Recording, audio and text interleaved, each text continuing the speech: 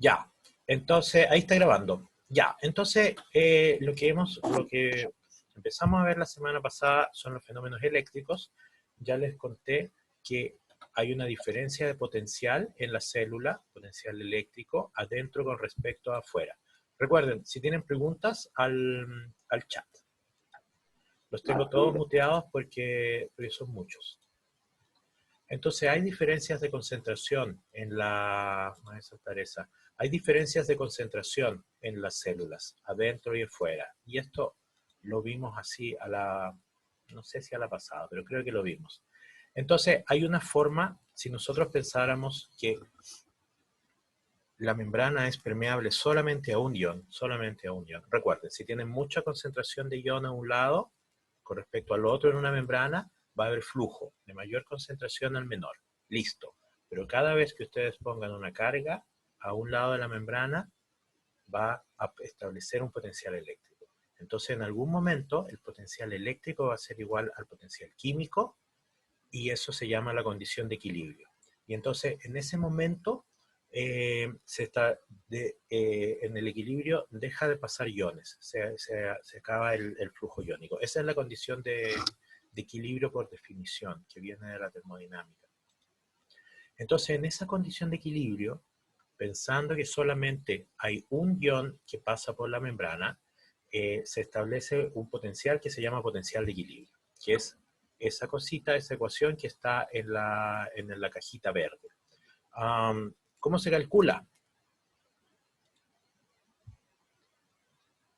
Si vemos la cajita, el potencial de equilibrio es RT sobre ZF. R es R, la constante de los gases, T la temperatura en Kelvin, F la constante de Faraday, Z la valencia del ion, que tienen que saberla, por logaritmo de las concentraciones. Y ahí abajo en esta tabla, a la izquierda están las concentraciones. Entonces, en el caso del potasio, 58 por logaritmo de la concentración adentro sobre la concentración, perdón, la concentración afuera sobre la concentración adentro. Ahí están marcadas las concentraciones y ahí está el potencial. Y esto yo creo que lo vimos en la clase pasada. Entonces, ¿cuál es el potencial de reposo? Menos 70, por decir un número. Recuerden, si la membrana es solo permeable a un ion, el potencial de membrana va a ser el potencial de equilibrio. Entonces, los iones que son similares al potencial, los potenciales de equilibrio similares al potencial de reposo, son menos 100 para potasio, menos 99 para cloruro. Entonces ellos probablemente, de esta tabla, probablemente son los que mantienen el potencial de reposo. Spoiler, es potasio, no es mucho cloruro. ¿Hay alguna manera, pero eso es solo si pensamos en un ion que está pasando por la membrana? ¿Hay alguna manera, perdón que tengo que admitir gente, ¿hay alguna manera de que calcular el potencial de membrana de otra manera que involucre todos los iones? Sí, lo hay. Y esa ecuación se llama ecuación de campo constante y nos permite calcular el potencial de membrana. Entonces, el potencial de membrana es RT sobre F por la permeabilidad del potasio afuera, más la permeabilidad del sodio afuera, más la permeabilidad del cloruro adentro, y abajo lo mismo pero en el otro compartimento. ¿Para qué sirve esto? Sirve para entender el fenómeno del potencial de reposo. Esto nos dice que el potencial en una célula depende de las permeabilidades. Aquí mi cursor está encima. Las permeabilidades, cuántos canales están abiertos, por las concentraciones. De esas dos cosas depende.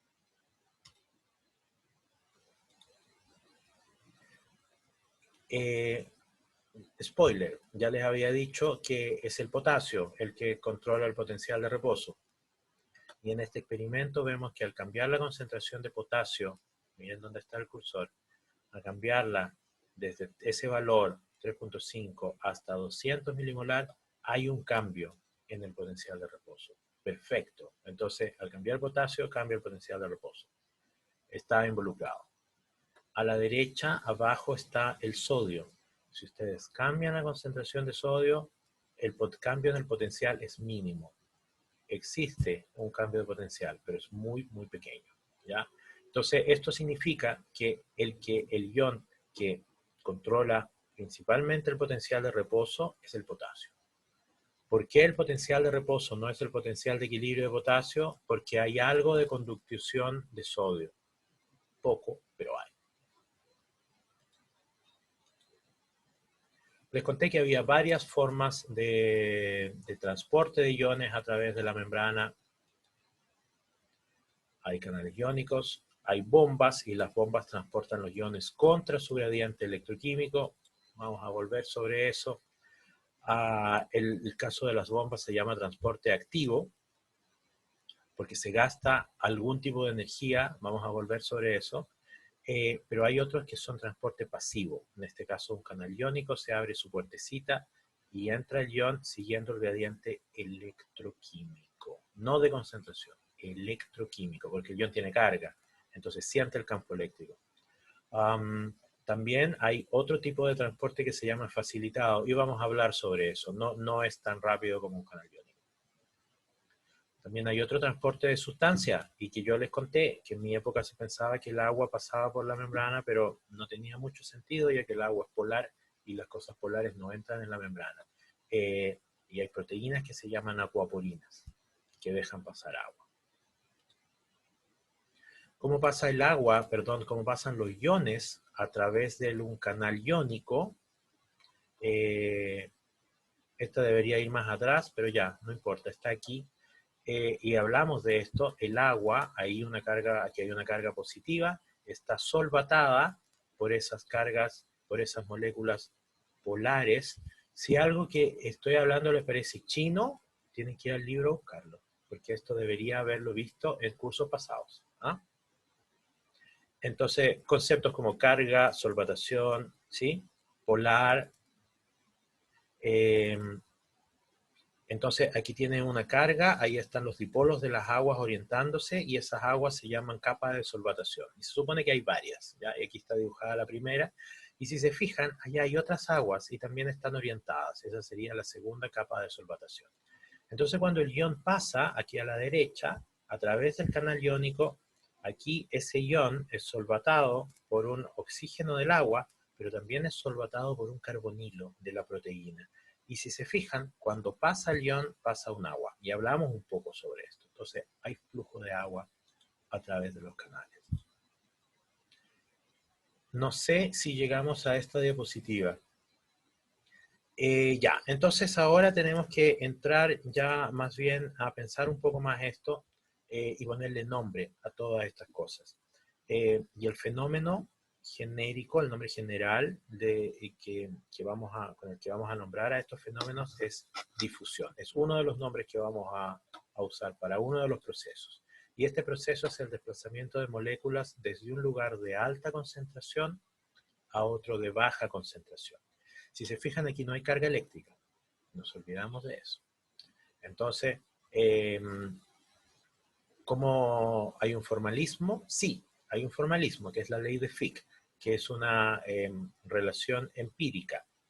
Empírica significa no hay demostración. Alguien vio esto, hizo experimentos, y de los experimentos llegó a esta ecuación. Entonces, el flujo J, el flujo de una sustancia, es la constante de difusión. Tienen que anotar esto en el cuaderno de la nueva normalidad. Es la constante de difusión por el área a través del cual va a ocurrir el transporte, esto se llama diferencia de concentración. La diferencia de concentración sobre la distancia en la que ocurre. La constante de difusión, que tan fácil, que tan rápido o lento va la sustancia, el área, la diferencia de concentración. Y si piensan, la diferencia de concentración es la diferencia de energía, es lo que se llama, en otras palabras, el gradiente, ¿ya? El gradiente en verdad es la diferencia de concentración sobre la distancia, así se define matemáticamente hablando. Lo que nos importa a nosotros es la célula, y principalmente, más que la célula, nos importa la membrana. Entonces, aquí está la diferencia de concentración. Muchas pelotitas rojas a un lado, pocas pelotitas rojas al otro lado.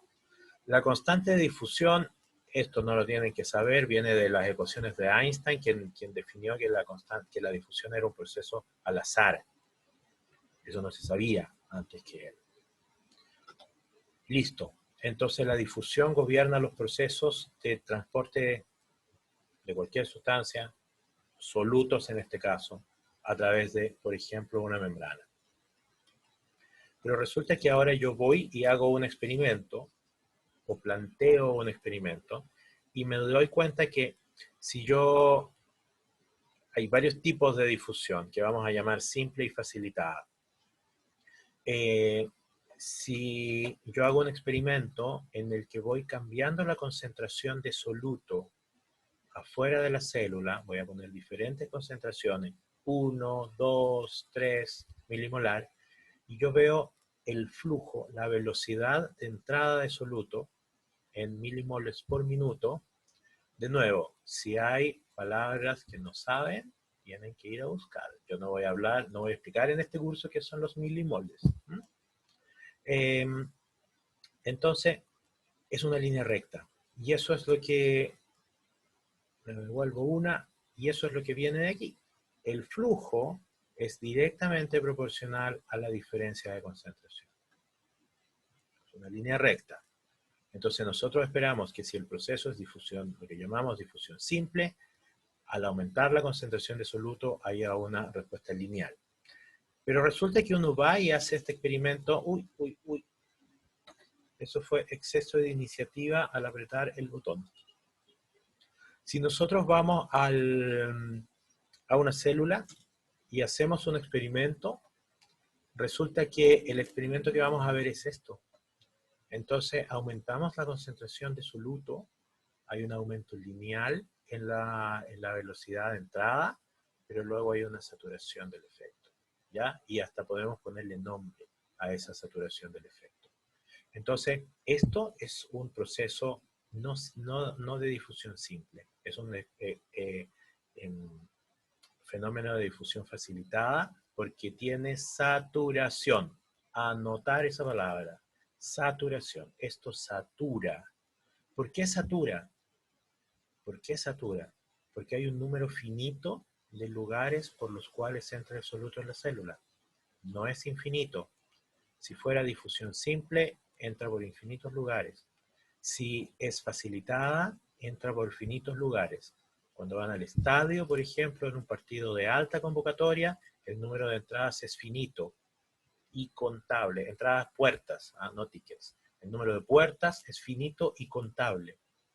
Entonces, si hay muy poca gente para entrar al estadio, 5 personas y 20 puertas, entonces entran rápidamente. Aumenta el número de personas, sigue una relación lineal.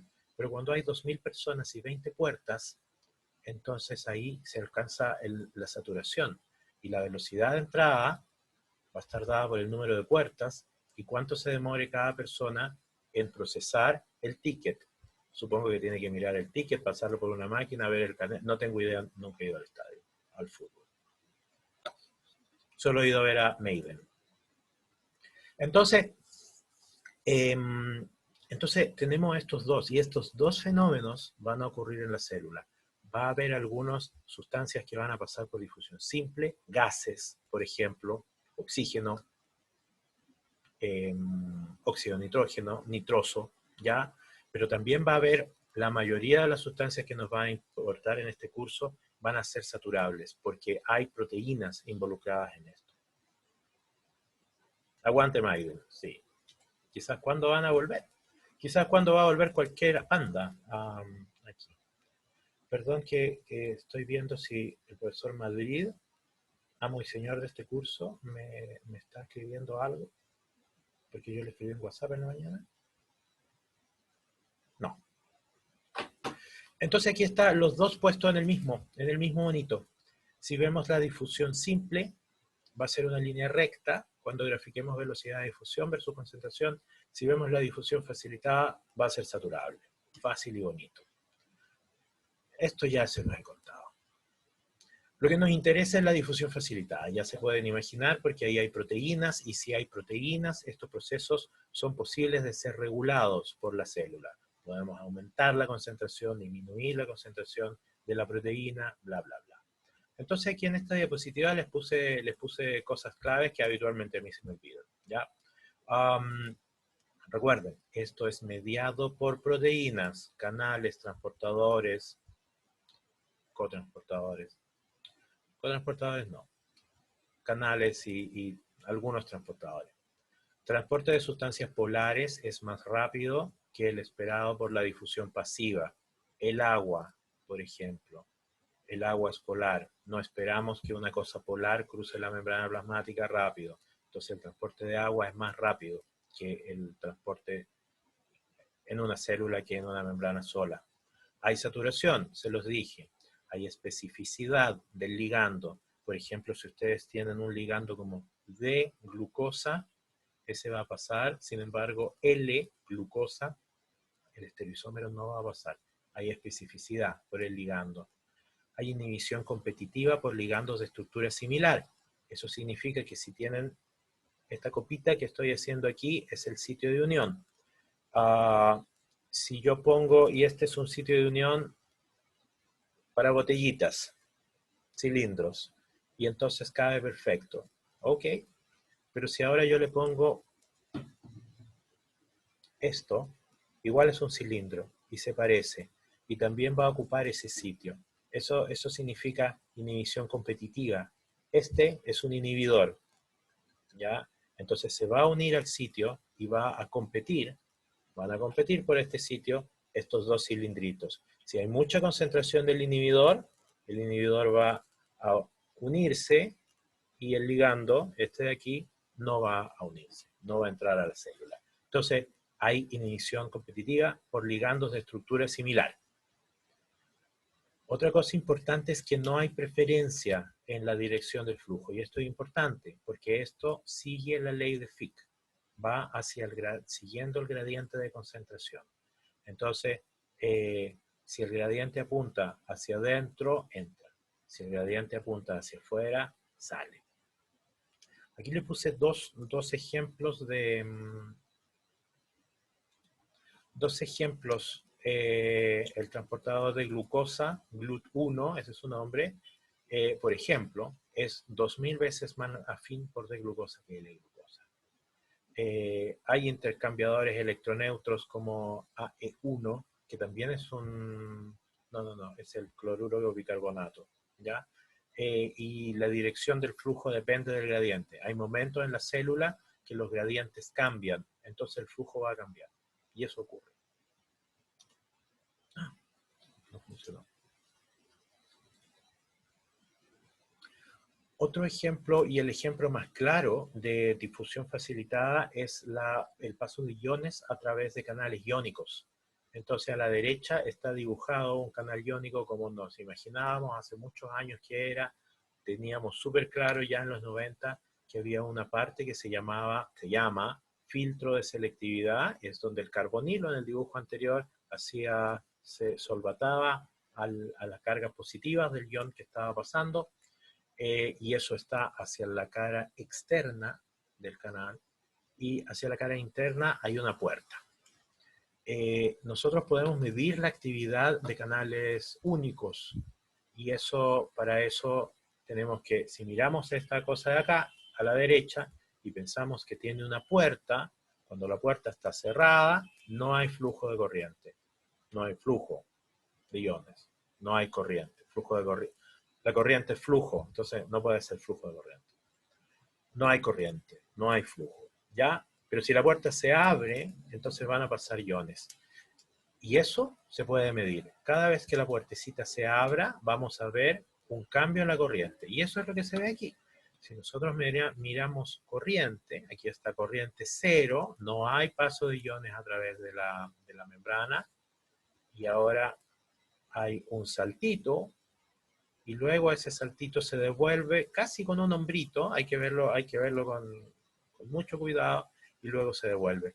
Pero luego aquí se abre, eso es lo que llamamos apertura, hay un salto, y ese a un cierto nivel de corriente, que luego se repite, miren aquí donde está el cursor, y luego se repite, y luego se repite, y en este caso se abrió de nuevo. Entonces lo que estamos viendo aquí es mostrándonos que hay flujo de corriente a través de canales iónicos y así, perdón, de nuevo flujo de corriente, hay flujo de iones a través de canales iónicos y esto se puede estudiar y así se ha estudiado. Entonces, cada saltito es la apertura de una proteína, un canal iónico se está abriendo. Entonces, en este caso hay tres, porque aquí hay un nivel de corriente, aquí está el segundo nivel de corriente que yo lo puedo ver aquí, y aquí está el tercer nivel de corriente. Había tres. Ya. Y eso es lo que tenía que decir sobre el transporte pasivo. Y la difusión simple y la difusión facilitada. Por supuesto tienen que leer en el libro. Ya, pero hay otro tipo de transporte que nos va a importar mucho en todos los cursos de fisiología, que es el transporte activo. Es el flujo de moléculas en contra de su gradiente de concentración. ¿Por qué la célula tendría que gastar tiempo en eso? ¿Por qué?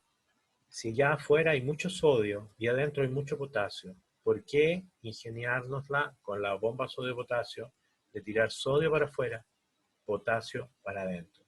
Bueno, porque eventualmente, y lo vamos a ver, ese sodio y ese potasio se usan en otros procesos. Si la célula usa mucho, esos otros procesos van a cambiar las concentraciones. Si usa mucho sodio, se va a acabar el sodio y se va a colapsar el gradiente, así se llama. Entonces hay que mantener constantemente los gradientes de sodio. El ejemplo más estudiado es la bomba sodio-potasio TPasa, porque fue el primer tipo de transporte activo encontrado en el axón de Calamar, que fue donde se empezó a estudiar todos estos fenómenos eléctricos. Entonces lo primero que se vio es que había flujos de iones y esos flujos de iones eran alterados por inhibidores metabólicos. Y luego se dieron cuenta, la gente, que era el ATP. Si ustedes eliminaban ATP, disminuía el flujo de iones. Y así empezaron a estudiar y se dieron cuenta que había una proteína que es la bomba sodio-potasio ATPasa. Entonces, el nombre, entonces, activo significa que hay un gasto de energía. ¿Qué significa primario? Primario significa que el gasto de energía viene de la hidrólisis de ATP. Vamos a ver que el secundario no usa esa energía. Entonces, veamos acá este esquema, y este es un esquema de la bomba sodio-potasio TPasa. Aquí tenemos potasio que va a entrar, sodio aquí abajo que va a salir. Entonces, esto es un esquema cíclico. En el paso 1, ATP es hidrolizado a ADP y aquí abajo a la derecha queda el fosfato inorgánico unido a la proteína. Y esto se llama la proteína fosforilada. Sodio tiene un sitio de unión, sodio vamos a pensar que es un cuadrado, tiene un sitio de unión para cuadrado y se une aquí. Entonces, cuando está fosforilada y cuando el sitio de sodio está ocupado, hay un cambio conformacional de la proteína y pueden ver que cambió de forma. Y ahora en esta forma, el sodio ahora puede salir. El sodio ya no puede entrar. Ahora el sodio lo único que puede hacer es salir. Y apareció este sitio de unión para potasio. Y se dan cuenta, desapareció el sitio de unión para sodio. ¿Qué significa eso? Porque nadie ha visto como si hay un cuadrado y cuando se tuvo la estructura no era un cuadrado ni un círculo, por supuesto. La proteína no, el sodio no es accesible, el sodio es accesible, lo voy a decir de nuevo, si tenemos sodio aquí, en esta posición solamente puede salir, no puede entrar.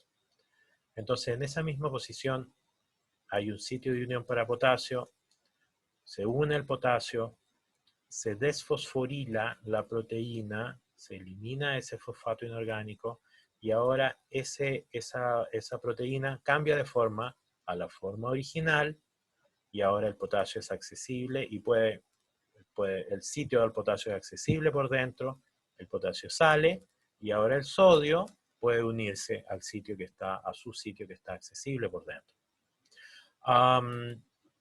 Entonces esto funciona de manera cíclica, es un ciclo que se repite en cuanto haya ATP.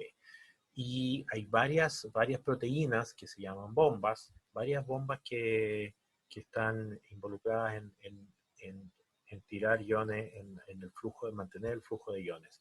Sodio y potasio TPasa es la más conocida, pero hay varias otras. Y que vamos a ver una lista en unas diapositivas más.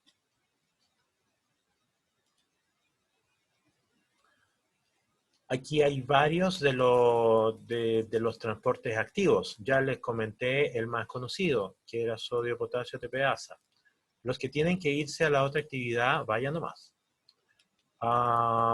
¿Quién modula en la apertura de los canales iónicos? Lo vamos a ver en la siguiente clase. Depende del tipo de canales iónicos. Hay algunos que son activados por voltaje y los que están en neurofisiología, ya les he hablado bastante de eso. Hay otros que son activados por ligando. Eh, Hay otros que son activados por concentraciones de gases, estiramiento de la membrana. Hay diferentes estímulos que hacen que los canales iónicos se abran y se cierran. Eso se llama cambio en la probabilidad de apertura. Um, ya les he hablado en el caso del transporte activo de la sodio potasio TPasa. Tira 2 iones potasio desde afuera hacia adentro y luego mueve 3 iones sodio, donde está mi cursor, desde adentro hacia afuera. ¿Cuánto es el flujo neto? 1, ¿no? 2 para un lado, 3 para otro. Entonces en cada ciclo mueve una carga. Y eso tiene un nombre. Y ese nombre se llama electrogénico. Lo escribí en el chat. Es una bomba electrogénica porque genera movimiento de carga por cada ciclo. Aquí al lado hay otro ejemplo, la bomba de calcio. Esta bomba de calcio mueve 2 calcios desde fuera y 2 protones hacia adentro. ¿Cuál es el cambio neto de carga? 0. ¿Mm? Pero hay otro tipo de transportadores que son los que están involucrados en el transporte activo secundario. Y aquí hay un dibujito y ahora no hay hidrólisis de ATP. Y lo que hay, entonces, ¿de dónde viene la energía? Porque esto es activo, necesita energía. ¿De dónde viene la energía? La energía viene de usar el gradiente iónico. Entonces, en el caso de este, a la izquierda, el intercambiador sodio-calcio usa el gradiente de sodio, hay mucho sodio afuera, usa el gradiente de sodio para mover 3 iones sodios y a la vez mueve un ion calcio. Entonces, usa el gradiente de sodio. El gradiente de concentración es energía. Entonces, de ahí viene la energía, del gradiente de concentración. Este es el transportador sodio, potasio, cloruro. Transporta un potasio, un sodio y 2 cloruros. El balance de carga es 0. ¿Cuál es la fuente? ¿Cuál es el ion que está ocupando este transportador? Es una pregunta más difícil. ¿Cuál de estos iones está en mayor concentración afuera de la célula? Potasio no, sodio. Cloruro hay bastante, sin embargo es sodio, porque el cloruro es un problema porque la concentración adentro de la célula varía de célula en célula. Entonces, el gradiente electroquímico del cloruro a veces va para adentro y a veces va para afuera. El que siempre va hacia adentro, el gradiente, es el de sodio. Entonces, este cotransportador usa sodio. Aquí hay otro, el cotransportador potasio-cloruro, también es electroneutro, un catión y un anión. Y aquí, ¿cuál es el ion que usa? Bueno, el potasio tiene 140 milimolar aquí adentro. Cloruro tiene, dependiendo de la célula, entre 5 y 30. Entonces, este es el que está a mayor concentración y este es el que para este transporte lo que se disipa es el gradiente electroquímico de potasio. Entonces transporta cloruro usando el gradiente electroquímico de potasio. Entonces, en este tipo de transporte, que es el transporte activo, vamos a tener siempre uso de energía. En un caso va a ser hidrólisis de ATP y en el otro va a ser disipar los gradientes iónicos. Vamos a ver qué dice la gente por el Twitter. ¿De dónde viene la energía en el secundario? Ya lo dije, de usar el gradiente electroquímico de los iones, del gradiente de concentración. Sí, ahí le contestaron. Ya, tengo que mirar aquí cuál es la diapositiva que viene. Listo. Entonces, esto es como para resumirles lo que les he estado tratando de hablar. En el caso de la difusión facilitada, arriba, y ese es un caso particular de difusión facilitada, que es el transporte de iones, los iones sí fluyen siguiendo su gradiente electroquímico, y eso es difusión facilitada. Sin embargo, hay canales iónicos. Sin embargo, las bombas y transportadores usan o están mantienen, no sé cuál es la palabra, en ellos ocurre el transporte activo. Y este transporte activo es mover los iones en contra de su gradiente electroquímico. En contra. En la difusión facilitada es a favor. En el transporte activo es en contra. Bueno, vamos a hablar después de canales, así que ahí yo les voy a hablar más de canales. Pero ahora hay que hablar un poco de las bombas. Sí, se llaman bombas en general, todas estas proteínas que son parientes de la sodio potasio ATPasa, que transportan iones usando hidrólisis de ATP. Hay varios tipos, hay 4 tipos que están ahí en la diapositiva. Las tipo P, que se fosforilan, como la sodio potasio ATPasa. Las tipo B, que están en la vacuola de las células vegetales, aunque hay algunas lisosomas, los lisosomas dicen que son parientes de las vacuolas en las células animales. En las células animales uno ve a veces una estructuras muy grandes que parecen vacuolas, no son como las vacuolas de las plantas, parecen al ojo. Hay otro tipo que se llama F, que vamos a ver en qué proceso está involucrado, y hay otro tipo que se llama ABC, que también vamos a ver qué significa. Entonces tenemos estos 4 tipos.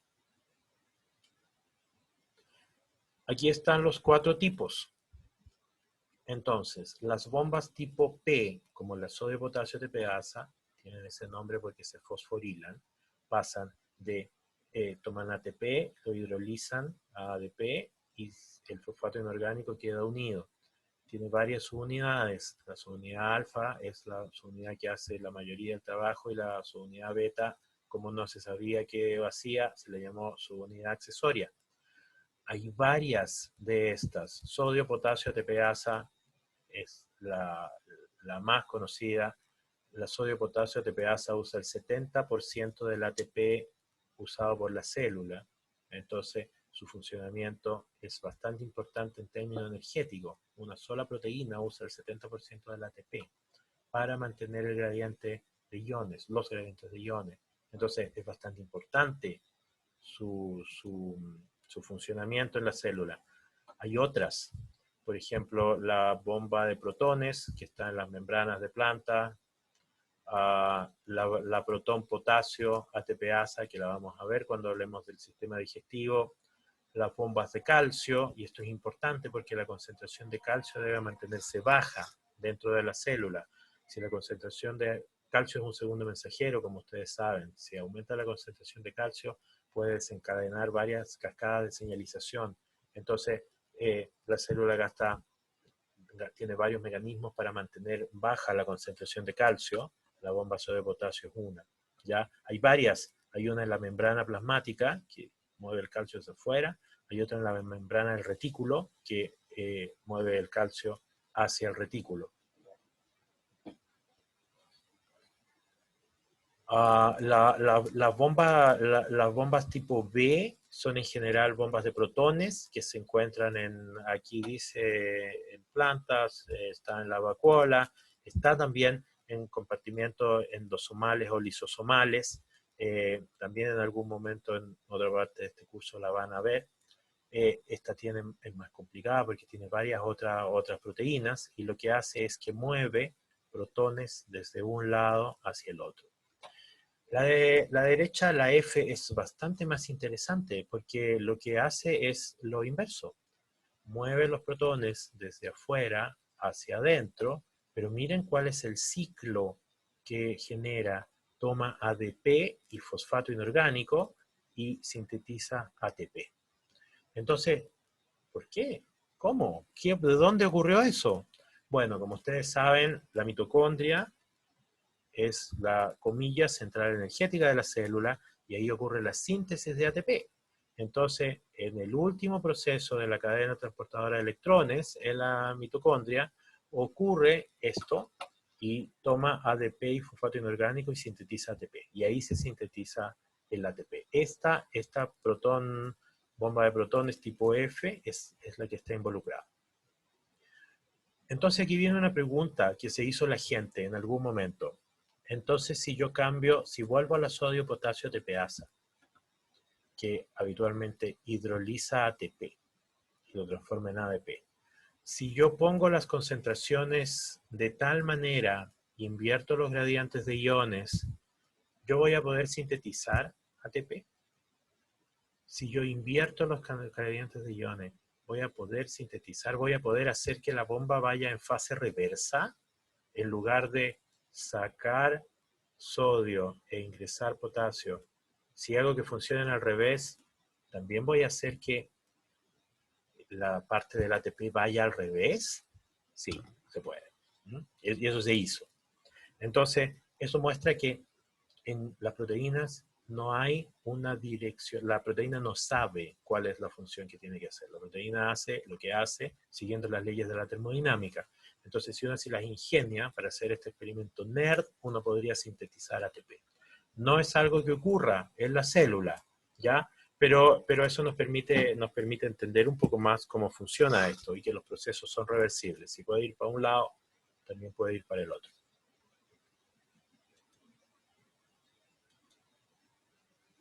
Todo eso se los conté. Lo que no les conté fue la familia ABC, y esa es una familia interesante que se llama familia de transportadores de multidroga. Resulta que la célula se la ingenia para disminuir la concentración de ciertas drogas hidrofóbicas.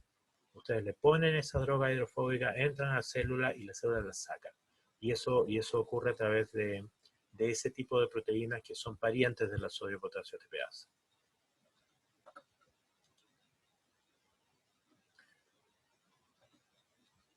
Estoy mirando mi torpedo.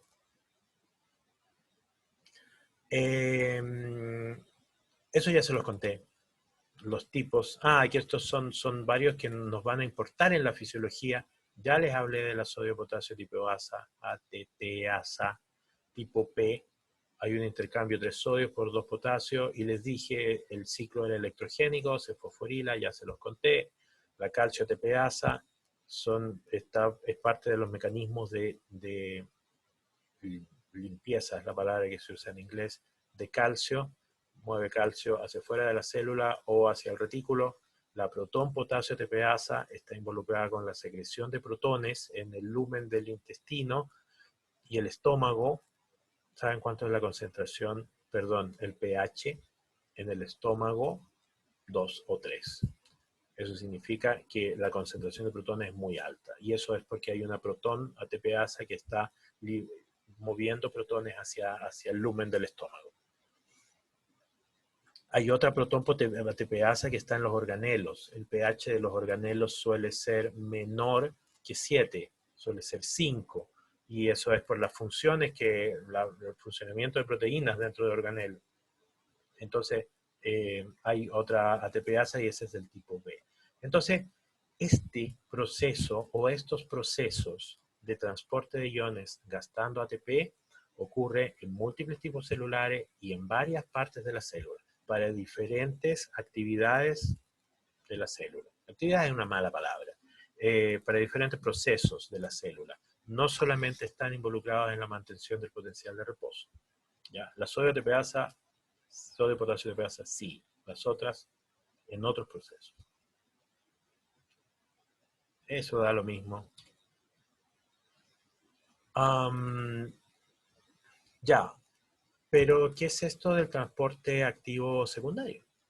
¿Cuáles son? ¿Cuáles nombres? ¿Qué procesos están aquí? Entonces, ya les conté que estos son transportes de solutos usando el gradiente electroquímico o químico, más bien de alguien. Y aquí a la derecha está el caso de un cotransporte con sodio. En el lado de afuera hay muchas pelotas blancas que son los iones sodio, hay un sitio para cuadrados rojos y entonces se une el sodio, se une el cuadrado rojo, hay más cuadrados rojos aquí, entonces los rojos van a ir contra su gradiente de concentración, el sodio va a ir a favor de su gradiente de concentración. Entonces la proteína se mueve, sufre este cambio conformacional y ahora sodio sale y también el cuadrado rojo sale y se va a encontrar con sus amigos. Entonces, lo mismo, porque como es transporte activo, el transporte de iones va contra su gradiente de concentración.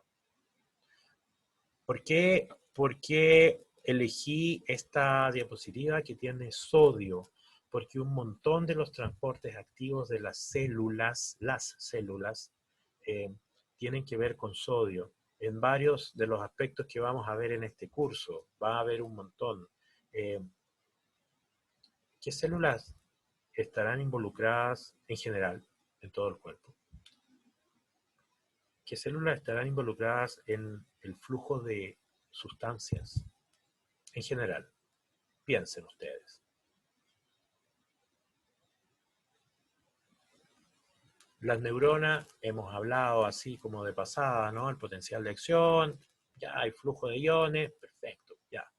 ¿Qué otras células del organismo están involucradas? ¿En qué procesos hay transporte de cosas? Más bien procesos más que células. Ahí les podemos poner nombre a las células, pero ¿en qué proceso hay transporte de sustancia a través de membrana? Escriban, escriban.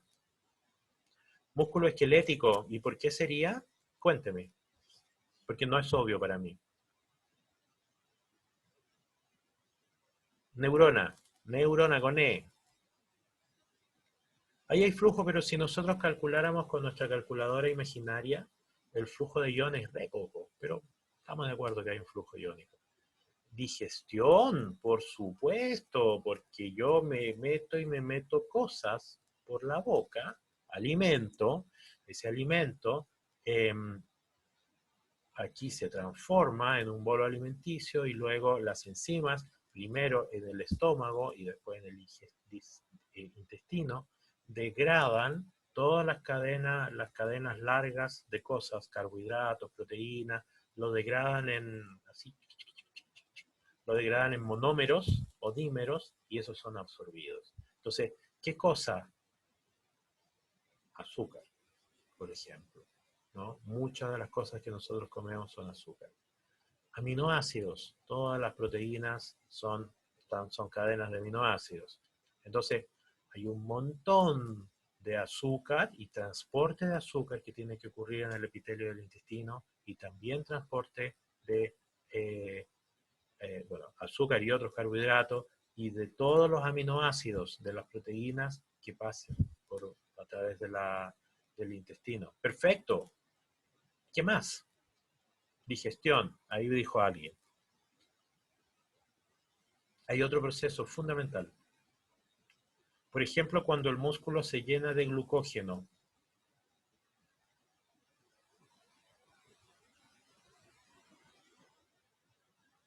pero es que el glucógeno es formado, es una cadena de glucosa y la glucosa ya está adentro del músculo. Sí, el músculo transporta glucosa desde fuera hacia adentro, pero sí, pero no sé si más que otra célula. Sí, tiene razón, pero no me convence del tanto. ¿Mm? En todo caso, tendría que decir síntesis, transporte de glucosa para sintetizar glucógeno, pero tampoco me queda claro que sea, o sea, sí y no. Hay otros procesos en los cuales hay movimiento de sustancias. Aquí cuando Pablo, no, cuando Abraham dijo digestión, es entrada de cosas a la célula. Si lo piensan en las células del intestino, entran todas estas cosas, todos estos monómeros, azúcares. Hay procesos en los que salen. Ya les dije que sale protones. Hay otros procesos de la célula bota cosas. ¿Saben dónde? La respiración celular no, porque eso es un proceso que ocurre dentro de la mitocondria. Hay flujo de oxígeno, pero ese flujo es pasivo, porque el oxígeno es un gas y pasa a través de la membrana. Acción de nefronas. No sé si habla de neuronas o de nefrones. Nefrones, si quiere decir nefrones, sí, es claro, por supuesto. Ahí hay movimiento de iones, porque cuando nosotros hacemos pipí, el pipí básicamente no tiene iones. Está muy, muy, muy diluido. Entonces ahí hay mucho transporte. Perfecto. Ciclo de Krebs, yo creo que ahí está inventando, ¿eh? Porque ahí todo eso pasa dentro de la célula. Me va a decir que la glucosa tiene que entrar al ciclo de Krebs. Ya, ok, sí, la glucosa tiene que entrar. Pero eso pasa en todas las células. Relajación de vasos sanguíneos. No, porque la relajación de vasos sanguíneos tiene que ver con la contracción o relajación del músculo liso que envuelve al vaso. ¿Ya? Así que eso es potencial de acción, potencial de reemplazo. Bueno, todos ustedes tienen saliva, ¿cierto? Todos tenemos saliva y todos secretamos eh, aquí adentro del tubo digestivo y también en la vía aérea hay secreción de sustancia. Moco, hay varios litros de moco que nosotros secretamos. El moco es una mezcla de electrolitos, es sodio, bicarbonato, agua y algunas proteínas. Nosotros secretamos moco, mucho moco, litros de moco en el sistema digestivo. Y eso lo vamos a ver cuando lleguemos al sistema digestivo. Entonces, hay células que liberan, mueven cosas hacia afuera. Y todo esto es por transporte activo. ¿No? Entonces, todo esto es para dejarle que les quede súper claro que esto de los transportes de iones no es una cosa así como, sí, se transportó un ion por ahí. No, no, no, no, no. La célula todo el tiempo está transportando iones y necesita esas cosas. Por ejemplo, yo le hablé aquí del sodio, porque de las primeras cosas que se descubrieron en el epitelio intestinal fue que el flujo de glucosa, ustedes saben, glucosa es fundamental para que funcione la célula, tiene que ver con el glucógeno, como dijo aquí el compañero, tiene que ver con el ciclo de Krebs, la síntesis de ATP, como dijo el otro compañero, o compañera no lo vi, José, compañero. Entonces es importante que entren estas cosas. Entonces, el primer flujo que se estudió fue el flujo de glucosa en el intestino y se dieron cuenta que dependía de sodio. Si le quitan el sodio, se acaba el flujo. Entonces era importante. ¿Ya? Si se fijan ahí en la lista que les puse dos cosas, sin porte y antiporte. Sin porte significa que los dos iones van en la misma dirección. El transportador sodio-glucosa usa el gradiente de sodio para ingresar glucosa a la célula. Ingresa sodio. Perfecto, van en la misma dirección. Flechitas para el mismo lado. Sin porte. El transportador sodio-potasio cloruro, que se los mostré en una diapositiva anterior. Todas iban hacia adentro de la célula. Perfecto, sin porte. El gradiente es el de sodio en ambos lados, casos. También hay antiporte. El intercambiador, y ahí su nombre lo dice, intercambiador sodio-protones. Entra sodio, salen los protones. ¿Por qué salen los protones? Bueno, hay que mantener el pH. El intercambiador sodio-calcio. También les dije, la célula tiene que mantener la concentración de calcio baja, porque calcio es un segundo mensajero, activa vías de señalización.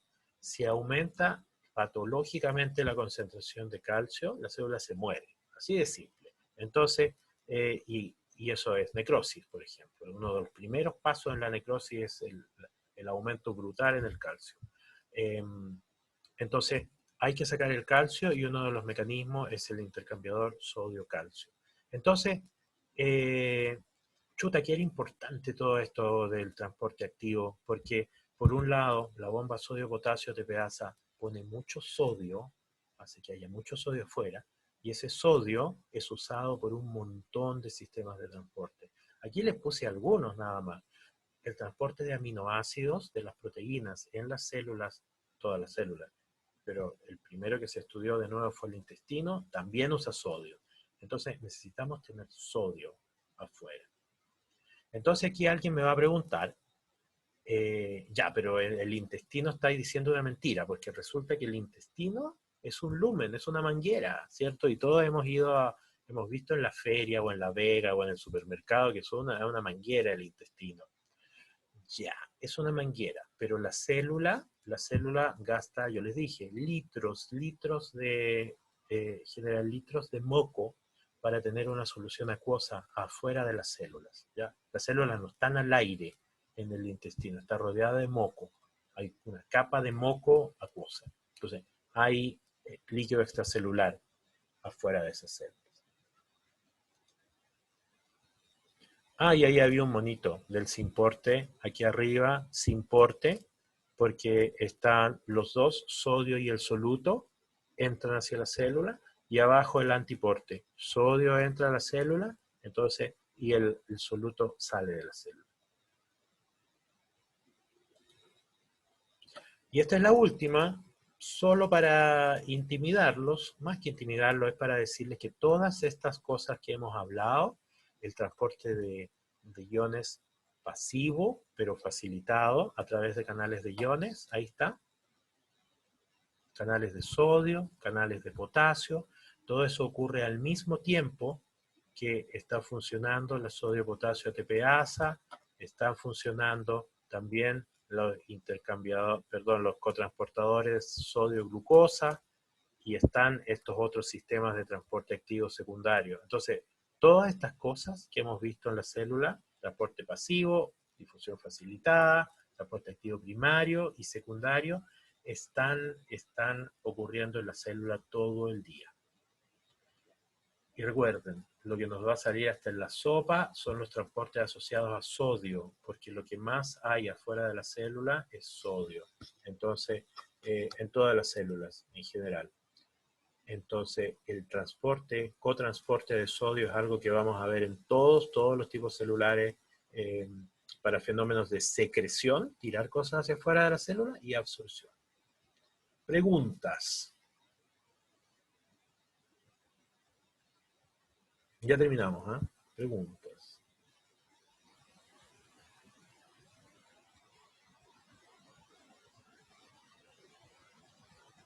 Entonces, en la siguiente clase, aquí tengo mi torpedo.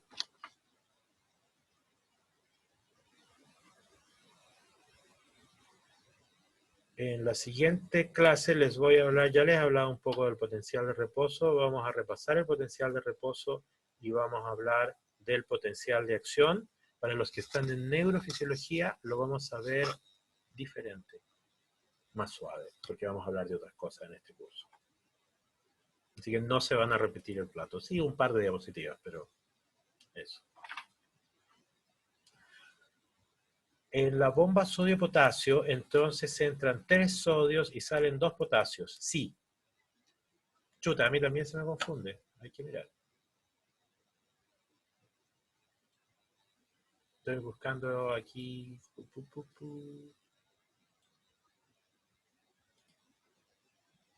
Ah, aquí no dice nada. Aquí dice, sí, 3 sodios y 2 potasios. Entonces entra una carga positiva a la célula. Entran 3 sodios y salen 2 potasios. Aquí está. Estoy hablando, tiene razón aquí John. Sale sodio. Sí, sí, sí. Sale sodio. Sale sodio, salen 3 sodios y entra un potasio. Entonces la célula pierde una carga. Recuerde que el sodio siempre está afuera, la bomba es activo, sí. Tiene toda la razón. Felipe, Francisco, tienen toda la razón. Más preguntas.